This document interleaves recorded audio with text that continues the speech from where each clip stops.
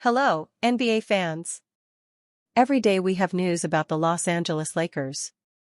I'm a Lakers fan and I ask for your help by subscribing to the channel and giving me your thumbs up. Is there a possibility that the Lakers could sign star Giannis Antetokounmpo and form the best duo in the NBA with Luka Doncic?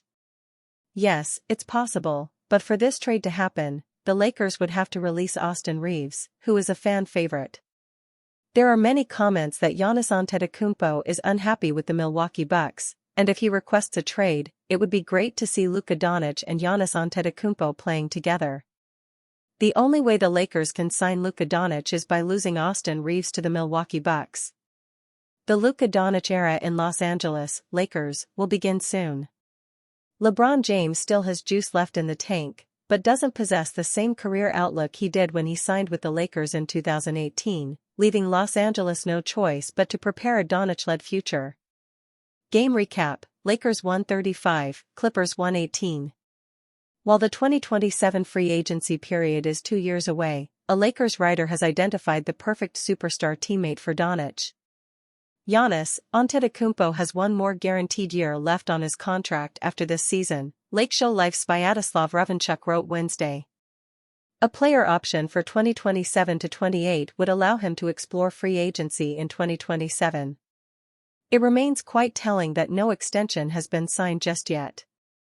Should these last few years play out in Milwaukee, and Giannis somehow ends up as a free agent in 2027, the Lakers will be waiting. Offering him a spot beside Luka Doncic will be a strong sell to a player who wants to win in the NBA. Antetokounmpo is unquestionably a realistic target for the Lakers. The Bucks have hit a wall since winning a title in 2021, which hasn't sat well with the superhuman 6'11" forward. With the Lakers on the rise and having legitimate championship aspirations with Doncic filling the organization's massive point guard void, Antetokounmpo would be foolish not to have interest in taking his talents to Los Angeles. More importantly, Antetokounmpo respects everything Doncic brings to the NBA, evidenced by his flattering comments about the former Dallas Mavericks star after his blockbuster trade to the Lakers in February. "I thought it was fake news," Doncic told reporters after the deal was finalized. "It's insane. If a 5-time All-NBA first team, a 25-year-old, a guy that just made it to the finals 7 months ago, a guy that led the league in scoring, I can keep going, but I'm not here to talk about Luka and how good he is. I think everybody in the world knows he's one of the best players in the league. It's reasonable to assume the league would be in shambles if Antetokounmpo and Doncic teamed in Los Angeles while still in their primes, making a future free agent signing riveting to imagine." LeBron James focused on winning regardless of role. For the first time in his 23-year career, Los Angeles Lakers star LeBron James appears to be taking a bit of a back seat. The Lakers got off to a great start without him this season, with Luka Doncic playing like an MVP and Austin Reaves playing at an all-star level. When James returned after missing the first 14 games due to sciatica, he made it a point to fit in with what the Lakers were doing. He suggested that Doncic be introduced last in the Lakers starting lineup, and in 3 games so far, LeBron is averaging just 17.7 points on 13.3 shot attempts, both career lows, to go along with 5.0 rebounds and 8.7 assists. In the most recent episode of Mind the Game podcast with Steve Nash, James explained that at this stage of his career he is only focused on helping the team win regardless of his role. "It goes without saying, but I'm a Swiss Army knife. So if that's spotting up, waiting to get the ball from Luka or AR, if that's setting pick and rolls in transition, if that's slipping pick and rolls in transition, if we want to slow the game down in the half court and want to get some post-up action and be able to create triggers, whatever the case may be. What JJ and the coaching staff have done so far, we're playing exceptional basketball with so many injuries so far, obviously me being one of the injuries that we had. But whatever demographic, however the pie shapes itself offensively on how we want to play, how they want me to implement myself into the role of the team, listen, all I care about is winning. I've done everything in my career, including winning, and I want to continue that. So I will very easily just fit myself right on in whatever capacity the team needs me in.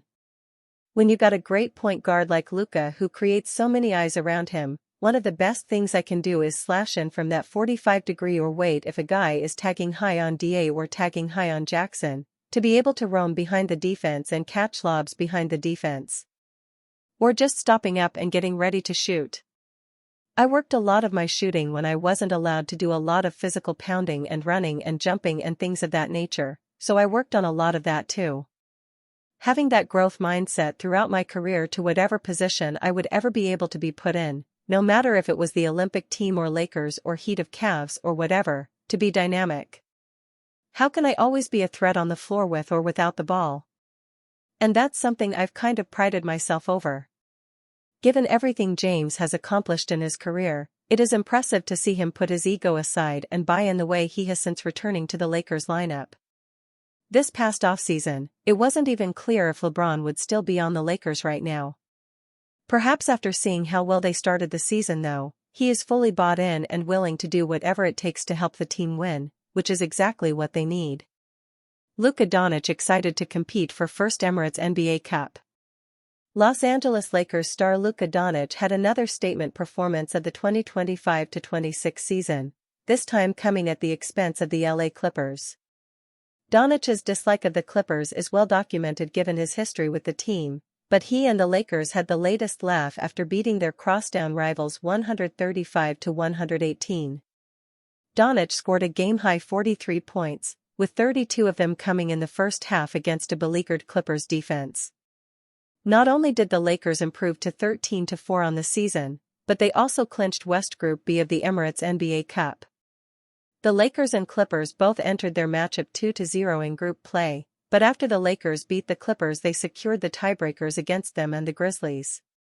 The Lakers will wrap up group play on Friday against the Dallas Mavericks. Following the win against the Clippers, Doncic said he likes earning money for winning games but likes the competition aspect of the NBA Cup even more. I mean, obviously, I'll accept money. That's easy, but I never got more than, I think I never got past the group stage, he admitted. So, something new for me. I played in Spain, something like this. So, I like it. Just the courts, please. The Lakers know a thing or two about winning the NBA Cup as they were the inaugural champions in 2023, but now Doncic has a chance to help the organization capture a second banner. Although the larger goal is an NBA championship, winning the NBA Cup is a small step toward getting there, so there are still benefits for Doncic and company to take it seriously. LeBron James pleased with what DeAndre Ayton, Marcus Smart and Jake LaRavia have brought to Lakers. Many people weren't sure what to expect from the Los Angeles Lakers this season, but so far they have been one of the best teams in the NBA at 13-4. And that's despite LeBron James missing the first 14 games and several other key players dealing with injuries as well. A big reason for that has been the play of Luka Doncic and Austin Reaves, who have been the best backcourt in the NBA so far. Another reason though has been the Lakers' depth, as they have been able to manage regardless of who is in and out of the lineup. The team improved that depth this past offseason when they signed DeAndre Ayton, Marcus Smart and Jake LaRavia. So far, all three have been exceptional at playing their roles, and James is among those taking notice, via the Mind the Game podcast with Steve Nash. Listen, we could sit here and talk about how unbelievable Luka and AR have been so far. It has not surprised me. Those guys are just super, ultra talented. What they bring to the game, we already know. But what I love is what DA and Jake and Marcus have brought to the team. Another level of toughness, another level of playmaking. The other night, Marcus having 7 steals in a game, DA been dominant on the glass and being very efficient offensively, and also before last night I think he was top 10 in defensive percentages contested at the rim. And Jake, who is number 12 is what they were saying I think in the Minnesota game, the crowd was like who is number 12 and Ant was like I don't know. Guys know him now. I'm just proud of what the team has been doing and being able to watch from afar. It's great, I think we have something really good going. It's a long season obviously, we want to continue to play good basketball. That's most important. But I like the pieces that we added. It's no secret that the Lakers needed a center this past offseason, but what exactly they would be getting from Ayton was unclear. He has not only played well on the court, but has also been a joy off it, which is a stark contrast to his last two teams. Meanwhile, Smart has been able to stay healthy and has provided the Lakers with the defensive toughness and leadership that they were missing. LaRavia has helped in that regard as well, serving as a Swiss Army knife that could fill any role needed depending on who is in the lineup. There is obviously still a lot of season left, but Rob Pelinka appears to have hit on all three of his off-season signings and James is appreciative of that. JJ Redick believes Drew Timm can operate as offensive hub for Lakers. While the Los Angeles Lakers have been short on draft picks in recent years, they've done well unearthing talent via their two-way contracts. The Lakers have several success stories on players they signed to two-way deals, most notably Alex Caruso and Austin Reaves. This season, Los Angeles has Nick Smith Jr., Chris Manon, and Drew Timm currently on two-way contracts. Timm is the team's newest signing, initially latching on with the South Bay Lakers before being promoted to a two-way. Timm made his Lakers debut in garbage time against the LA Clippers, and head coach JJ Redick said he expects the big man to play more for the parent team as the season progresses, discussing what he can bring to the squad. "I would assume that he's gonna play for us at some point. That's kind of what the purpose of the two-way is, right? We have for sure 12 to 14 rostered guys that have all been in the rotation this year, so there's gonna be games where we have injuries and Drew is gonna get an opportunity," Redick said. "I think he's tremendously skilled offensively. Haven't really had a big here as like a hub, as like a passing guy that you can kind of play out of the high post with. AD, to an extent, but a lot of the stuff we ran for him in those spots was to get him a shot and not to be a playmaker. But I think the thing that's kind of underrated with Timm is his defensive rebounding is like really good, particularly for his size. He's produced at every level and looking forward to coaching him." Los Angeles has been overly cautious with its players when it comes to injuries, so there will likely be opportunities for Timm to suit up and get real NBA reps. Timm spent time with the Brooklyn Nets last season, so he's a little more seasoned than the normal two-way player, but he could still use more minutes to develop. A big man who can pass and playmake, Timm has an interesting offensive profile that could come in handy in certain situations. His lack of size will be an issue on defense, but the makings of a league-level offensive player are certainly there. LeBron James explains why JJ Redick's straightforward coaching is working. LeBron James knows demanding coaches better than almost anyone in the league, so when he breaks down a coaching culture, he speaks from real experience. On the latest episode of Mind the Game with Steve Nash, James peeled back the curtain on JJ Redick's approach in Los Angeles and explained why the Lakers have bought in so quickly, Fadeaway World reports. He pointed to one quality that drives everything Redick sets in place: honesty without shortcuts. James called Redick's entire basketball life a blueprint for accountability. "You look at JJ's career as a basketball player all the way from high school, and he's been a winner his whole life," James said. "He's been taught the game the right way, and it's been no sugarcoating with the coaches that's put him in a position that he is in today." James then drew a direct line between Redick's voice and what he experienced from Duke's Mike Krzyzewski. "I had an opportunity to play for Coach K a couple of times, and Coach K, there's no sugarcoating," James said. "He's gonna tell you exactly how we feel if you're not doing it right, but it's gonna be in a very stern but loving way. It's not how he says it, it's about how you accept it." He explained why that structure works. If you take what he says or how he says it personal, then you're gonna lose sight of the messaging. I think with JJ it's kind of the same way. Redick's direct style sets the tone. James highlighted Redick's clarity during games and practices. "He's right to the point, no sugarcoating it. Listen, this is how we want to play, this is how we want to play," James said. "And if I'm seeing possessions or I'm seeing things not up to our standard and what the coaching staff is putting out there, I'm gonna show you my reaction, and it's not to down you, it's about you understanding what we're trying to build long term, and I can respect that." For James, that approach feels familiar. "I mean, I love that. I come from the old school, Keith Dambrett, who was my first high school coach, who, ***T, like if you was doing the three-man weave wrong, he'd kick your ass out of practice." A promotional clip for Mind the Game teased the full conversation ahead of its Black Friday release, and it showcased how strongly James views Redick's leadership inside the locker room. Why the Lakers respond to Redick. The Lakers entered this season with questions but found stability through shared standards and strong internal communication. According to James, Redick does not hesitate to hold any player accountable, and that includes younger members of the roster. His reactions during games and practice set expectations, and the group understands his intention. James' own return from injury has added to the momentum. He averaged 17.7 points, 8.7 assists, 5 rebounds and 1 steal across his first 3 games back. He most recently delivered 25 points, 6 rebounds, and 6 assists in a 135-118 NBA Cup win over the Los Angeles Clippers, a victory that moved the Lakers to 3-0 in West Group B and secured a quarterfinal berth. Austin Reaves and Luka Doncic continue to drive the offense as well. Reaves averaged 27.9 points, 7 assists and 5.7 rebounds per clutch points. Doncic maintained MVP-level production with 35.2 points, 9.2 assists and 8.8 rebounds per game. Pelinka drops hint on Lakers' future without LeBron James.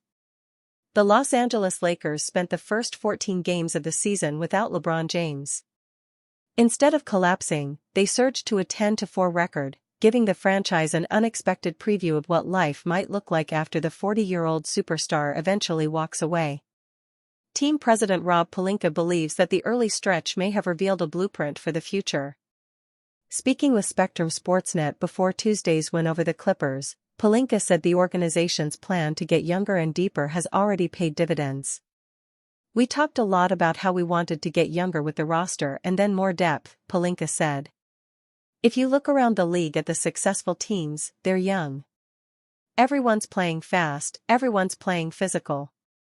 When we went out and added DeAndre Ayton and Jake LaRavia and brought in Marcus Smart, we really felt like that would fill out our depth, and to see that happening in real time, proof of concept has been encouraging. Ayton, LaRavia, and Smart deliver the proof of concept. The offseason additions have already shaped the team's identity. Ayton has anchored the interior with efficient scoring, a strong pick-and-roll connection with Luka Doncic and Austin Reaves, and dependable rim protection. Before he went down with a minor knee injury, Ayton averaged 15.5 points and 8.4 rebounds while shooting nearly 70% from the field. LaRavia has provided instant scoring off the bench, including a pair of 20-point performances in key wins over Minnesota and Miami. Smart has delivered elite defensive versatility and a strong plus-minus impact, quickly becoming a stabilizing force during the first month of the season. Pelinka believes this development may not have happened without James' extended absence at the start of the year. "We had games without Luka and LeBron, and for guys like Jake and Austin Reaves to step up, it kind of created a vibe and energy around our team," Pelinka said. "Some guys you didn't think would have confidence early in the season emerged and got that. LeBron returns and responds to fit question, 'I can fit with anybody.' James' return did not disrupt that chemistry. Instead, he slid seamlessly into the faster, deeper roster that emerged without him. In his first 3 games back, he averaged 17.7 points, 8.7 assists and 5.0 rebounds. When questioned about whether he fits this new version of the Lakers, James bristled at the implication. "I can fit in with anybody," James said. "I don't even understand why that was even a question. Is this LeBron's final season?" Retirement talks intensify. James opened the year sidelined by right-side sciatica, which intensified speculation that this could be his final NBA season. ESPN's Dave McMenamin reported that the 4-time MVP remains undecided about retirement, but suggested that if he chooses to walk away this summer, he may opt to play every game the rest of the way as a farewell tour. If James believes this could be his last season, he might feel even more responsibility to suit up for every game on what would then be a retirement tour, McMenamin wrote. Pelinka made clear he wants that final chapter, whether this year or years away, to be written in Los Angeles. "We would love it if LeBron's story would be to retire as a Laker," Pelinka said in September. "That'd be a positive story.